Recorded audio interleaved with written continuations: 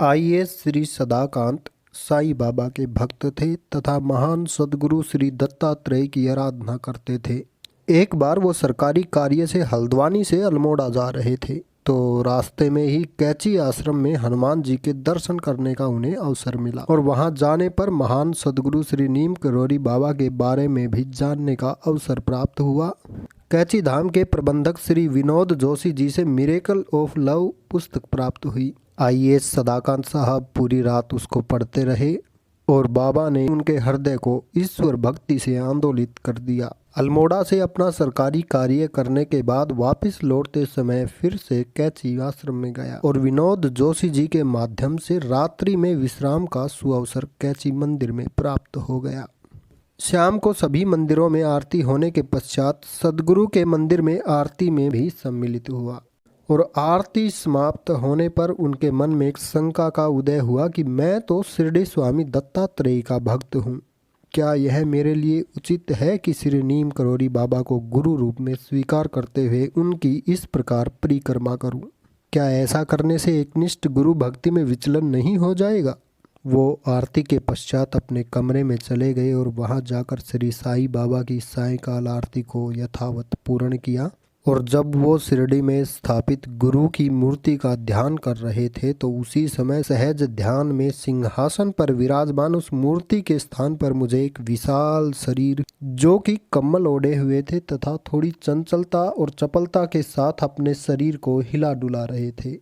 यह दृश्य देखकर उन्होंने आश्चर्य से आंखें खोल दी और श्री साईं बाबा का चित्र देखने लगे और चित्र में श्री साईं बाबा भी मुस्कुराते हुए दिखाई दिए और उसके पश्चात जितनी बार भी सहज ध्यान किया तो उन्हें बाबा के वही मंगल दर्शन होते रहे।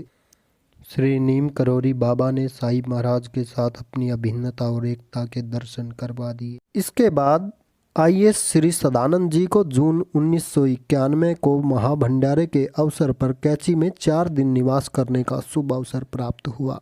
कैची आश्रम के इस भंडारे के पूरे आयोजन में सद्गुरु की महान शक्ति अनवरत रूप में सब कार्यों का संचालन करती रहती है और महाराज जी सद्गुरु रूप में साक्षात हनुमान जी ही है।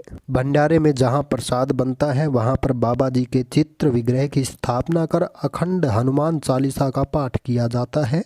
मुझे भी इस अवसर पर श्री बाबा को हनुमान चालीसा सुनाने का अवसर प्राप्त हुआ। पढ़ते हुए मेरी दृष्टि बाबा की छवि पर गई जो कि अद्भुत तथा अलौकिक है। प्रत्येक अंगों को हर्षपूर्वक निहारते हुए मेरी दृष्टि उनके हृदय स्थल पर रुक गई। बाबा के हृदय स्थल पर बालों की संरचना कुछ इस प्रकार बनी है जैसे भगवान नारायण के हृदय पर भृगुपाद के चिन्ह हो। यह दृश्य देखकर महान आश्चर्य हुआ और सहज ध्यान में बाबा के इस चित्र में उनके हृदय स्थान पर मुझे निर्मल प्रकाश के दर्शन हुए। तत्काल ही सद्गुरु ने बोध कराया कि उनके हृदय में श्री राम जानकी का निवास है, अतः हृदय में श्री नारायण हरि के स्थित होने से ही भृगुपाद के दर्शन हो रहे हैं। मुझे अत्यंत सुखद आश्चर्य हुआ कि तत्काल ही मन में इस छवि को प्राप्त करने की शुभ इच्छा मन में जाग उठी। मैंने मन ही मन बाबा से प्रार्थना की कि यदि आप मुझे इस चित्र के रूप में प्राप्त हो जाते हैं तो मैं प्रति मंगलवार को आपको नियमित रूप से हनुमान चालीसा सुनाता रहूँगा।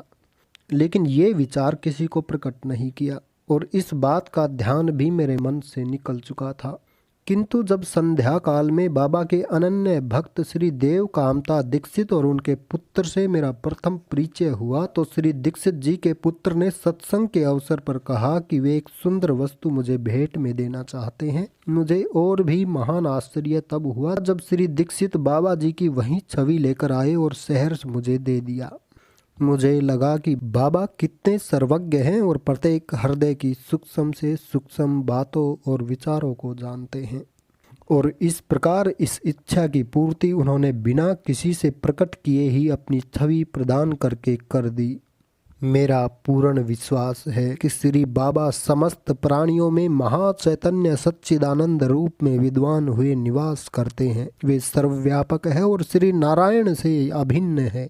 वह जो निर्गुण निराकार अद्वैत अजर अमर अविनाशी सच्चिदानंद परमात्मा है वहीं भक्तों के निमित्त कैची में श्री बाबा नीम करोरी महाराज के रूप में अवतरित हुए हैं।